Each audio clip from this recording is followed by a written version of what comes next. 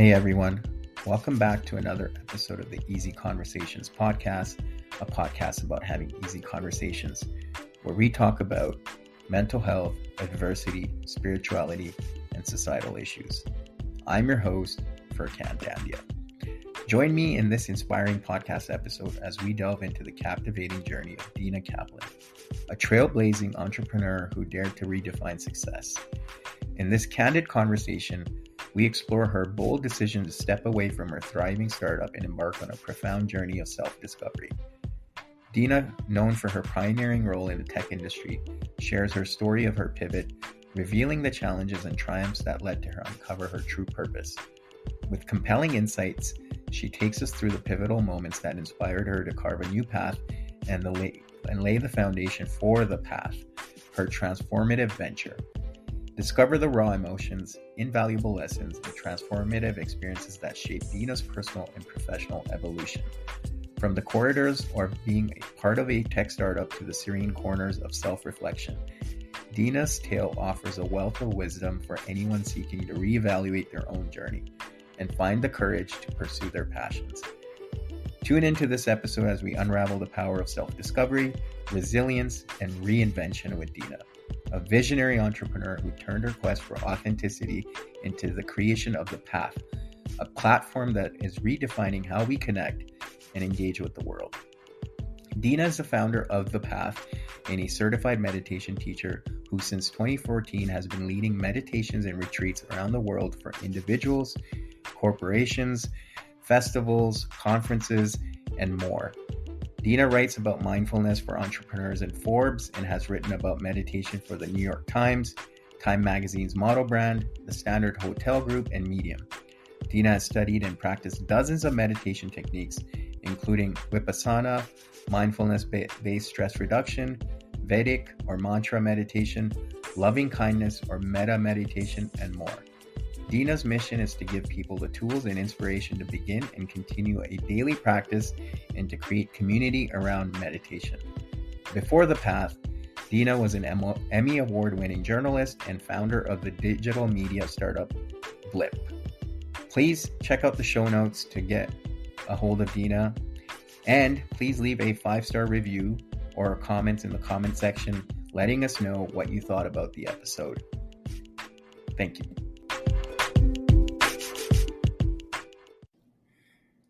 All right, Dina, welcome to the Easy Conversations podcast. Thank you for joining me. I really appreciate it. I know it's fairly late for you, so super grateful for you to take the time and have this conversation with me today.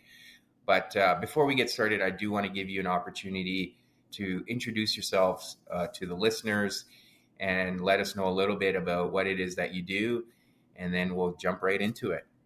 All right. Well, first of all, thank you so much. Thank you for doing what you do to share wellness and kindness and awareness to your whole community. Thank you to everyone for listening. I'm really excited to be here. I'm excited to chat with you and be in conversation and hopefully to be inspiring about how we can all live in a happier and more free way. And towards that end, my name is Dina Kaplan. I am the founder and CEO of The Path, and we do 3 main things. I am a certified meditation teacher, and I lead a beautiful meditation teacher training program that I actually taught last night, which I absolutely love. So it's a 3-month certificate meditation teacher training program.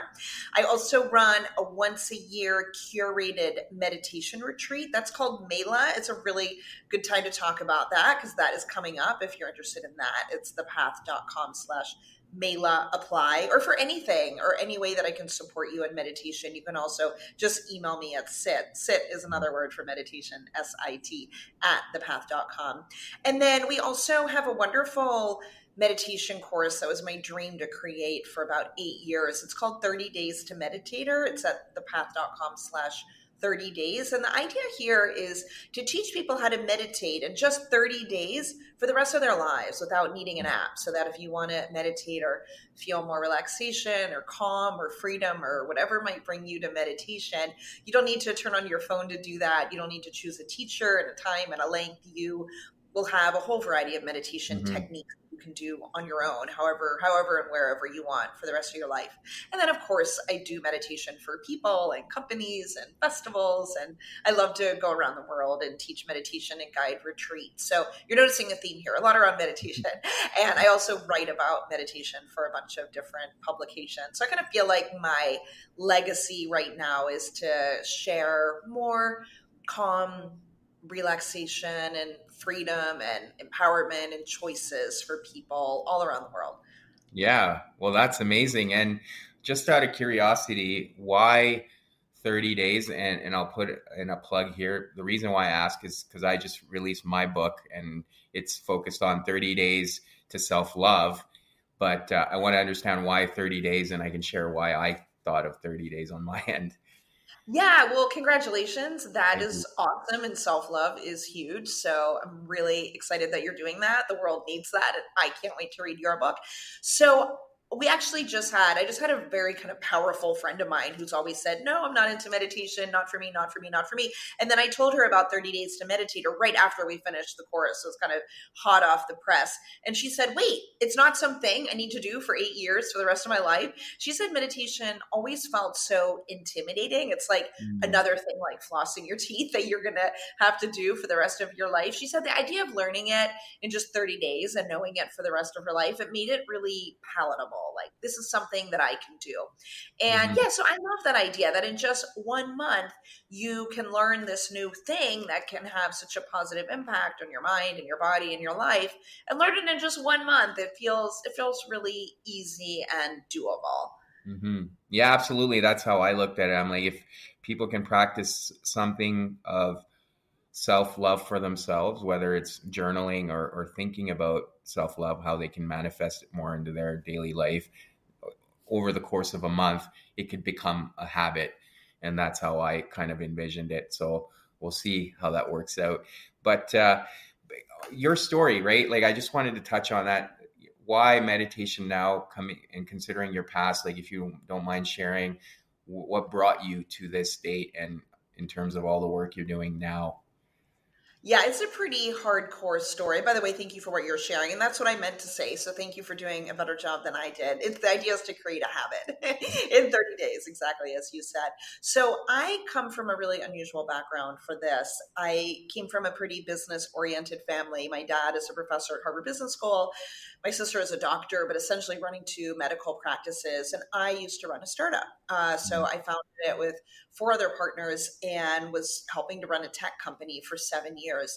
But I figured out my job, but what I couldn't figure out was how to be myself in that role. I was running a tech company at a time that there were very, very, very few, i.e., only two of us that I knew of at the time, women founders in the whole Mm. country. And I had no role models. I didn't know where to turn for how I should act in this role. I just thought, okay, I need to act like a guy because all the successful founders that I knew of, from Mark Mm. Zuckerberg to Peter Thiel to Jeff Bezos, on, they were all men. So I thought, okay, for me to survive in this tech world that's so male dominated, I need to subjugate all of my natural instincts. So Mm. mine were if something went wrong, I'd want to cry. I'm Mhm. emotional in some way. I guess traditional. Sometimes we go back into our traditional gender roles. And so I might cry at my startup. And my co founders did not know what to do about this. They're like, what is going on, Dina? There's no crying at startups. It's like baseball.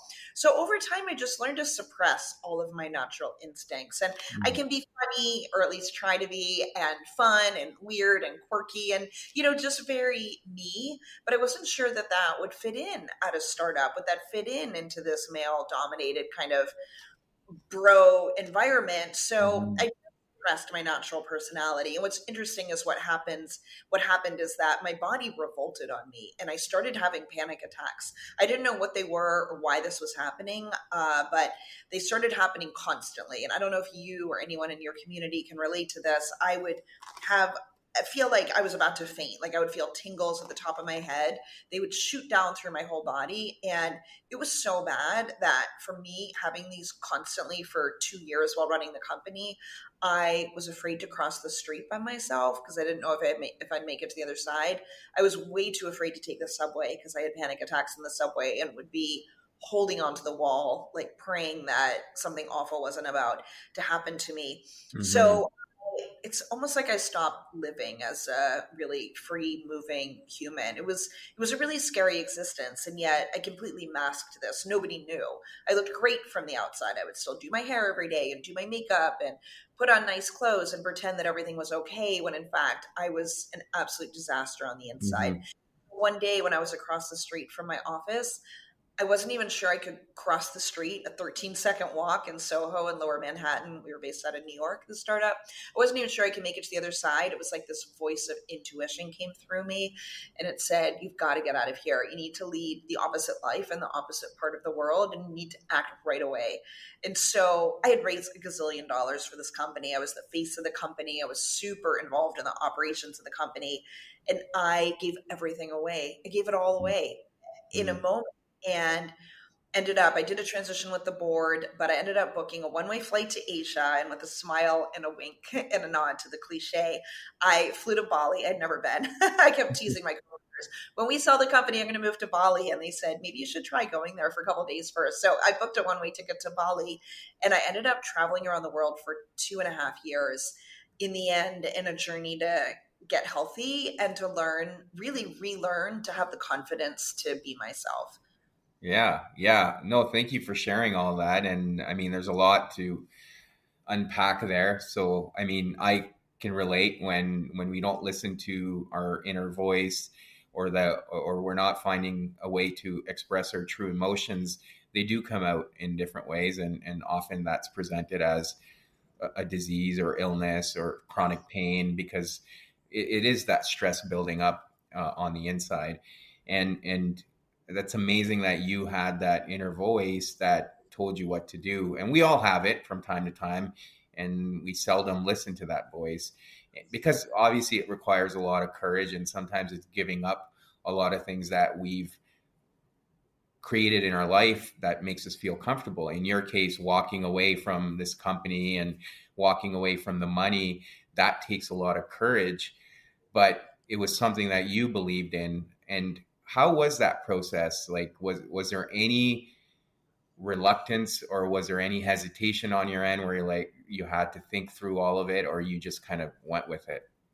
Yeah, I mean, the money was one thing. I used to walk around New York and look at not just apartments, but buildings, and think, oh, Yeah. one day I'll buy that whole townhouse. Yeah. Not the bottom floor, the top floor. I'll buy that whole one, and maybe the one next to it. I had absolutely no doubt that I was going to make my 5 to 15 or $20 million, zero doubt. And yet I walked away from all of that. I ended Mhm. up, I don't know if I've shared this publicly. I'll write it in the book. I did not make $1 off of Blip. I thought I for sure would make at least, let's say, $10 million. I didn't make $1. But honestly, that was the least of it. What I walked away from was being in the press every single day, was giving talks at conferences every single, literally 7 nights a week. I would be speaking at some conference, some dinner, something. It was this whole kind of glamorous looking life from the outside, and it completely masked 100% dysfunction on the inside. And I appreciate your asking. No one's actually ever asked me that. What was it? I'll tell you. In one day, I lost half of my friends. Funny, my Mm. assistant at the time, who really did not like me at all, the one thing she would say to me was, Dina, you have a lot of people riding your coattails. Or she was essentially saying half the people around you are just using you. And it turned Hmm. out I didn't understand what she was saying. I'm a little naive. I'm, in the end, kind of like a nice girl from Pittsburgh, Pennsylvania, from the mid-Atlantic. So I lost half my friends, half the people that I was talking to and going to parties with, and I was helping them with VC connections and getting into this event and that event. I literally never spoke to me again. And you know what? That was friggin' awesome. Hmm. And I realized that when I started traveling, when you're traveling, there's kind of a circuit of world travelers. Nobody cares what your job is. Nobody cares what venture capitalists you know. No one cares if you know the tech reporters at the New York Times or the Wall Street Journal. They just want to know, are you cool to hang out with? Are you Yeah. fun? Are you up for adventure? Are you nice? Are you a good listener? Are you kind of cool to hang with a group of friends that are traveling in wherever you are, Luang Prabang or wherever you are? Yeah. And it was so liberating. It's funny, I've never talked about this before. It was so liberating to have people just like me for me, not Hmm. for what I could do for them. Not, I've always had, and we can maybe talk about this, in a little bit, because probably relevant to my own story. I've always had this really big insecurity. It might be why my first job was at the White House. My second job was at MTV News. My third job was as a TV reporter. Even if I wasn't good enough to talk to at a cocktail party, whatever job I had, I could kind of hang my hat on that and know that I was interesting enough because I could share stories from MTV at the time. That was Yeah. cool. A long time ago. So now, for the first time, really for the first time in my whole adult life, I just had to be me. I just had to be Dina, and I had to be someone that was cool to take a walk with in a night market in Asia. And so that ended up feeling scary and absolutely awesome, totally liberating. Yeah. Yeah. Well, I think there's something to be said around expectations that we place on ourselves, but often are subconsciously coming from our family too, right? Or our parents.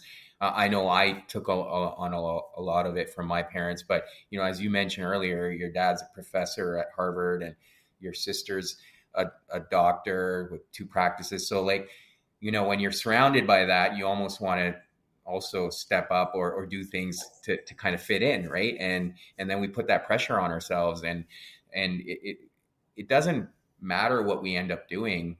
I think that's what we end up realizing later, right? And to your point, that's something you realize in your adult life, that perhaps it's not about what you do, it's about how you feel regarding what you do, and that's important. So I don't know if that kind of resonates or if that's something that aligns for you.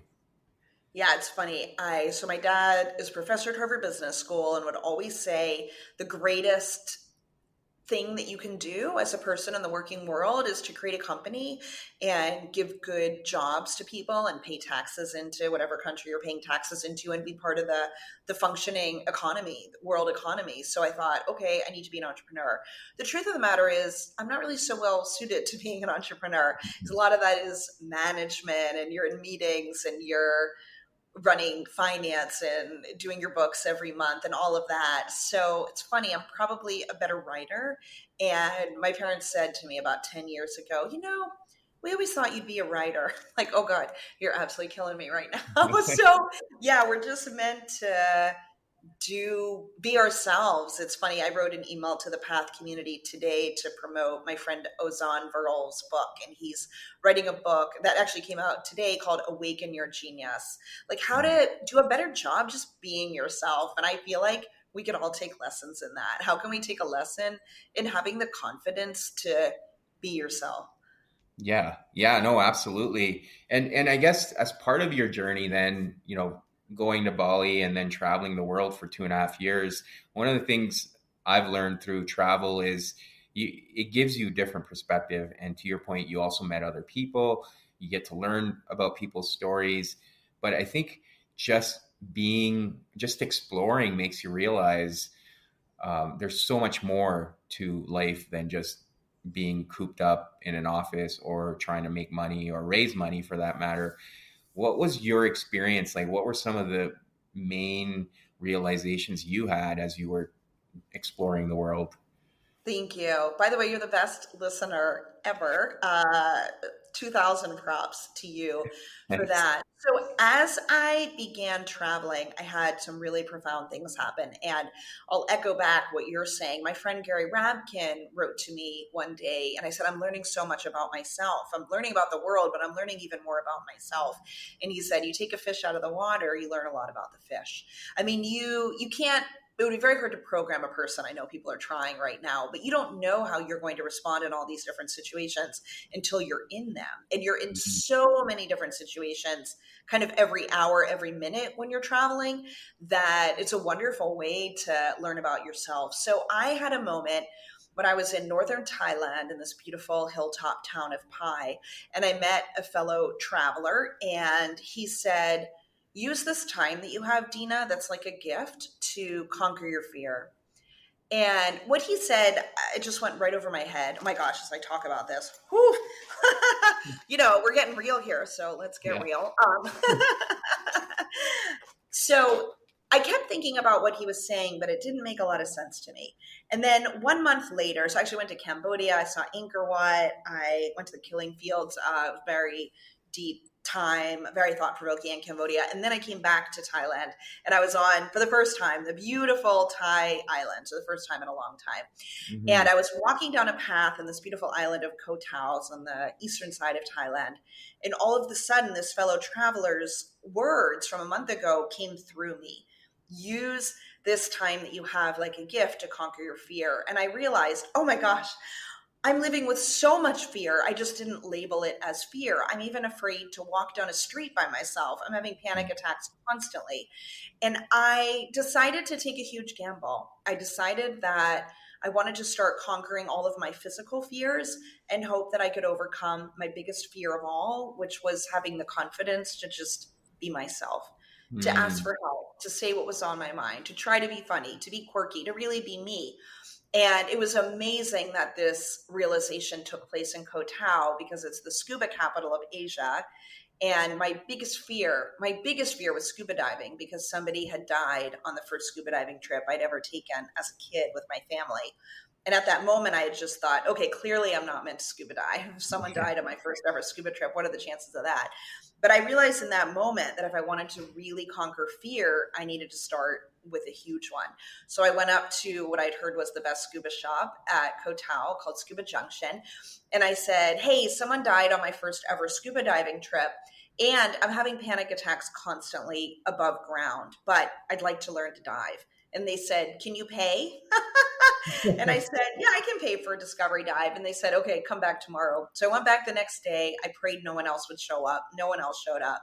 I had this very good looking instructor who looked like James Bond. And it was just the two of us. And I said, can I hold your hand when we go under the water? I'm terrified. And he said, I've never done that before, but sure. So I did that. And we went under the water and I did my first dive. And it was, first dive since being a teenager and that scary incident with my family.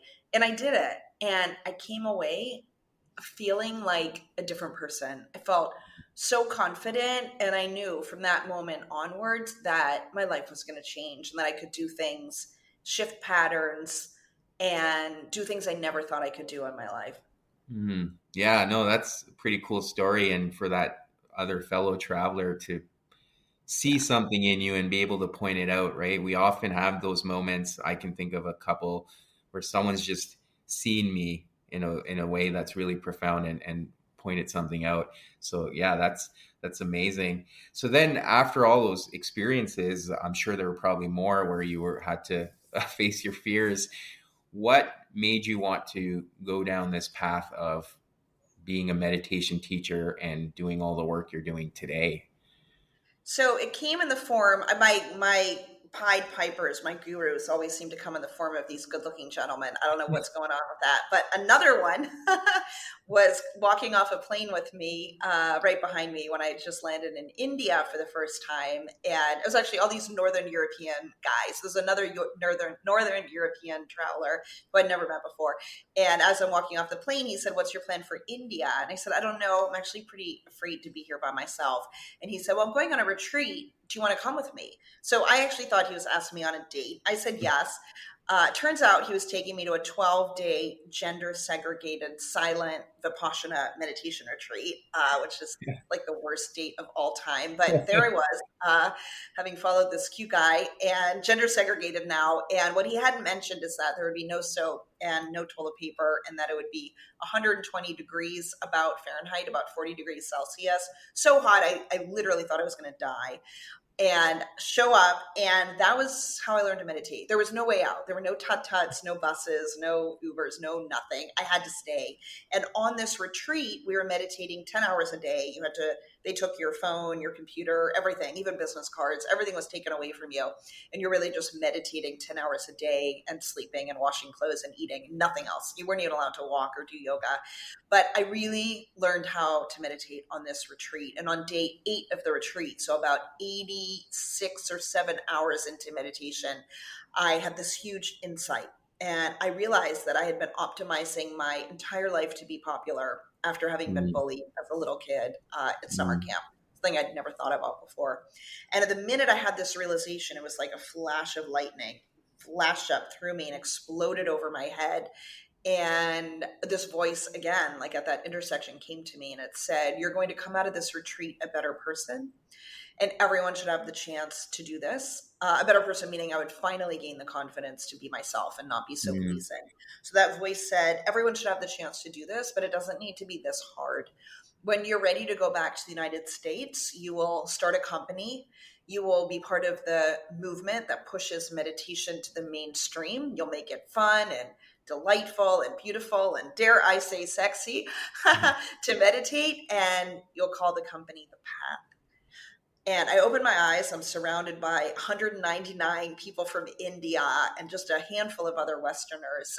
And everyone was in silence, so I had to keep this to myself. But I was given my mission in that moment. And that's the mission that I'm living and following up on even right now, 11 years later. yeah, yeah, no, that's powerful. And to have that realization just in that moment, just being there randomly, right? Not planning to be there, that's pretty crazy. And so coming back then, obviously to the United States, what were some of the challenges you encountered, right? Because now you're starting something from scratch. It's probably not really 11 years ago. Meditation was still kind of early stages in the West, and you're coming with a completely different background now. So what were those challenges like early on to live this dream of starting something new? Yeah, thank you for asking. I mean, it was a dream and a nightmare because when I was helping to run Blip, my first startup, the tech startup, I thought the one thing I'll never do again is run a company. Never. And then when Mm, that intuition came to me, I thought, oh my gosh, you've got to be kidding me. So it was a dream and a nightmare. It is a great way to scale something. I do think if the Buddha existed today, he'd either give a big TED talk and talk about meditation that way, or he'd probably be running a startup and scaling his teachings through online courses. That's what I believe. So I knew it was a great way to scale what I had learned. But thank you for asking about the challenges. There were massive challenges. The first one was working again because I had mm, gone from working absolutely nonstop, nights, weekends, the whole thing at Blip, to not working for 2.5 years. I learned how to hula hoop. I actually can still, I think, get a hula hoop over me. I learned how to do the fire dancing, the poi. I got really, really good at Italian. Like I was just used to learning things, living this mm, playful existence, making friends in a little island off of Sicily, and then having, experiences with them, and then going to Fiji and meeting another set of friends. So I was living this kind of dream existence. Now, all of a sudden, I am friggin' in it. I have mhm. people that are working for me. I didn't really raise money. I raised a tiny bit of money, but I didn't raise enough to pay people. So now I need to generate revenue to pay the people working for me, run a website, get people to go to this weird thing called meditation that was not a big thing at the time, everything they're saying. And then I had a really, I guess, I've been talking about this before, I had essentially an abusive co-founder at the time, a really Mm, mean, very difficult co-founder. And I just wanted to be nice. At that time, I thought being Buddhist, being a meditator meant just being nice. Now I know it does not mean being a doormat. Monks have to sue other monks and other people if there's trespassing or issues with the monastery. So you can be fierce and a Buddhist. You can quote me on that. But yeah. at the time, I was a little insecure about my own path in that spiritual world. So I thought, oh, I just need to be nice, even to someone that's really not nice to me. Mm, So I was suffering. It was really hard. But I was used to working it. I've always been good with the press. So I charmed a New York Times reporter, and she ended up putting us on the front page of the New York Times style section. They filmed that our second month in existence. So now we're in press all over the world. The London Sunday Times picked that up, and In Style and Teen Vogue, and on and on and on. We're in every press outlet that I could ever imagine. And my life is just becoming really intense, right? Once again, all the interviews, all of the operations of the company. And I was not so mindful then. I lost a friend who's now very famous. And I regret that. Even if she had not become famous, I would still regret it because I just wasn't in that. Oh, it was too hard of a transition to go from meditating, swimming in the ocean 3 hours a day, Dina, to being a founder, CEO, and running a startup again. Yeah. Yeah. So did it feel like for you in that moment or at that time that you'd basically come back to the same lifestyle, even though you were trying to start something completely different? And, it was based on meditation, but it sounds like you were kind of back in that high pace life again. I definitely was. So there I am. I'm publishing articles. I am speaking at events. I'm on podcasts. I'm doing the press. I'm doing the operations. I'm living this ironically kind of fast-paced lifestyle. It just happens to be centered around the field of meditation rather Mm. than in the tech world. So it was a lot. And if I look back on that girl, sorry, I call myself a girl, I did let go that co-founder, and I'm so glad that I did that. That was a huge stand for kindness. And I shifted some things around about the company, and just every day I had that fear journey that I'd been on was real. I went from the scuba diving to moving into a place in Laos you can only access by zip line because I'm terrified of zip lining, and then doing this terrifying bungee jump off a bridge in New Zealand. I had conquered every physical fear. And so I was at the point where I was ready to practice being myself. And so that meant being vulnerable. That meant being quirky at work. And that meant each day, or at least each week, or at least each month, practicing being myself now as a leader. And honestly, it's something I'm still practicing, but I'm pretty vulnerable. I'm vulnerable with my team. If I don't Mhm. feel well, I'll say so. If I need help with something, I'll say so. But for me, that's definitely a journey.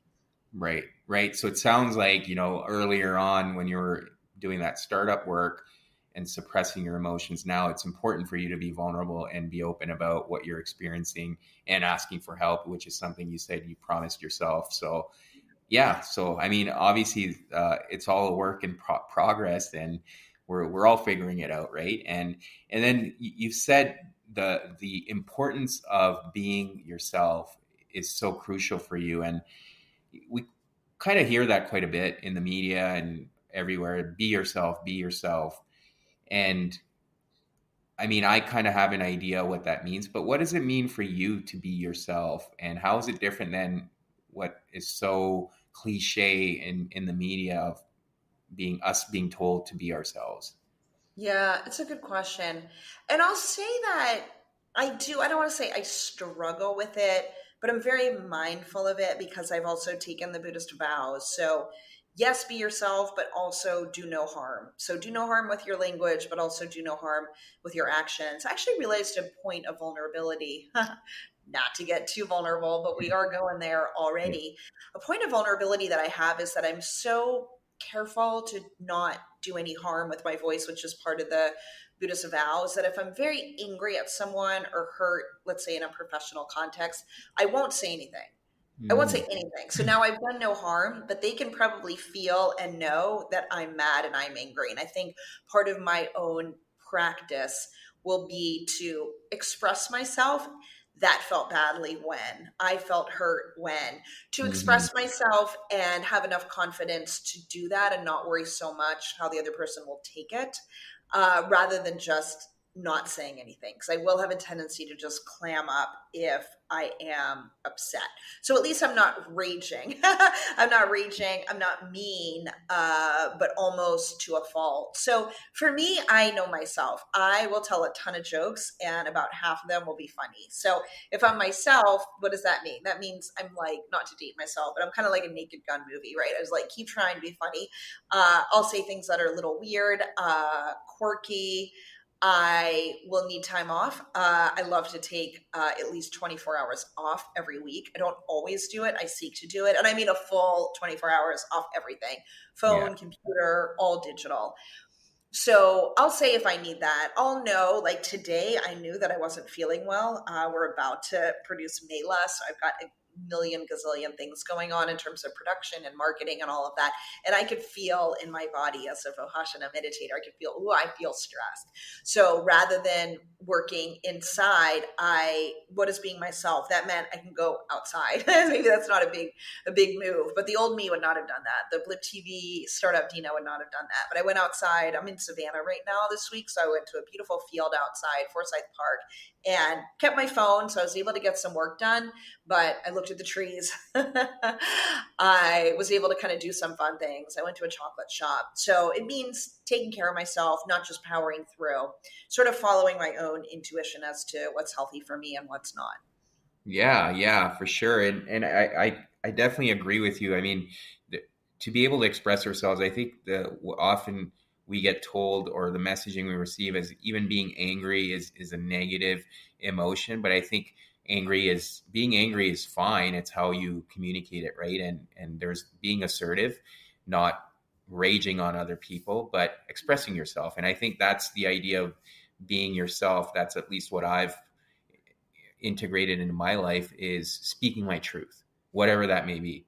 And if I feel a certain way, if that's going to offend someone, that's not on me. It's how I feel, right? And I'm still mindful of doing no harm, but it's still important for me to speak my truth and how I feel about certain things. So that's how I look at it. But yeah, so I mean, you've touched on Mela a couple of times. I know, unfortunately, we won't be able to release this episode before the event, which is coming out, which is in May. But for people that would be interested, perhaps for next year, or would like to learn more, yeah, if you don't mind sharing what this event's all about. Yeah, I would love to. I will add to what you said. I wrote an article called Why I'm Over Authenticity. Don't hate me. I do think being authentic is important, but I think it's the first step. And I think the Yeah, second step is to pair that with an awareness of how what you're going to say will land to someone else. right. So we want to be authentic. So it's an overused word, as you say, but also be aware of, is this the right time? Is that the right tone? Are these the right words? And so I think you don't do this, but a lot of people, when they get really, really interested in meditation and spirituality in their first year or two, there's a lot of navel gazing that takes place. And Yeah. people might say things that I've heard it described as spiritual passive aggressiveness. They might say something that's actually comes across as kind of mean. And they'll be like, I'm Mhm. just trying to be myself. So you don't do this. You're very gracious.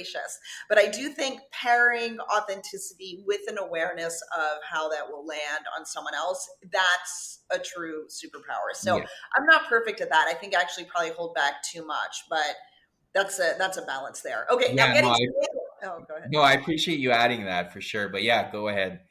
So Mela is my labor of love. If anyone's interested, you can go to thepath.com/Mela, MELA, apply, or just write me at SIT at thepath.com. So Mela actually was inspired from my first Vipassana in India with no soap, no toilet paper, and no air conditioning. My thinking was this retreat completely changed my life. It's what led me to start the path, which has had a big impact on many, many, many people at this point. But what if I could create a retreat that had the ancient Buddhist teachings as part of it, but do it somewhere beautiful and then make it fun? We throw concerts at night. We have great, amazing musicians pretty much every night of Mela. What if we surrounded you with incredibly inspiring people like you, people who are authors and in tech and in creative fields and running nonprofits or in government, really interesting people leaning in terms of their impact on the world in a whole variety of fields. So that's Mela. It's a curated retreat that makes it, it's also kind of an easy onboard to meditation. So we have people who join who are super, super experienced meditators, and we also have people join who have never meditated before and are really nervous about being there and nervous about being part of the meditation. And it's just amazing. It's one of the great loves of my life. I do feel like I've created the perfect retreat that I then myself can't go on, but people come away and say this is the best event I've ever been to in my life. And part of that that is that when you meditate, you become raw. You actually become your real self. And Hmm. Mela, we don't put any names on the name tags, no last names. I mean, sorry, no companies, no last names, just your first name. And I tell everyone, pretend that it's the first day of kindergarten and it's time to make friends. So people come as their innocent selves, like their real selves, kind of like travel me, not me Yeah. being like, oh, please let me find an excuse to bring up my exciting startup job. Yeah. But just as me, the girl that's traveling and hopefully fun and nice and just kind of cool and easy to hang out with. So people with that connect really, really deeply with the other retreaters. So the meditation is great. The concerts are fun. The meals are great. The places are amazing. We do them at beautiful resorts. The next one is on the beach. We might actually do a second one in 2023. So we can invite your community to that perhaps in the fall. But people literally meet their best friends, like the person they'll spend their birthday with, the family that they'll spend Thanksgiving with. And I think people connecting in such a deep way because you bring such a raw and honest version of yourself to Mela. Yeah, yeah, and I agree. I've attended a similar event like that last year, but it's true. You're coming in raw, your armor's down, and it's Yeah, so much easier to connect with other people and yeah, have that sense of community, which I think can be tough when we're in our daily lives, where not everyone prioritizes meditation or being themselves, or being able to disconnect from all things digital, but these events give you that opportunity where you meet like-minded people who are seeking a similar experience. So I think it's a great sense of community and being able to be in that environment where all of those things that you're seeking are encouraged, right? So I think it's yeah. amazing that you guys do that for sure. Thank you. Yeah, we always do the meals or six people around a table. We seat it so you don't have that school lunchroom, from high school feeling. So you're always seated at a table. In fact, this year we're even putting everyone in a chair. Like you'll know exactly where you're sitting and who's sitting on either side of you. And we've thought about that really carefully. But then we do moderated questions. So one of the questions at a meal might be like, what about your personality is the greatest gift to the world? So you're really deeply connecting with the other people at the table, and really, really deep relationships, connections happen out of that, which, as you're saying, is just really, it's really a beautiful thing to introduce people to their future best friends. Yeah, yeah, no, for sure.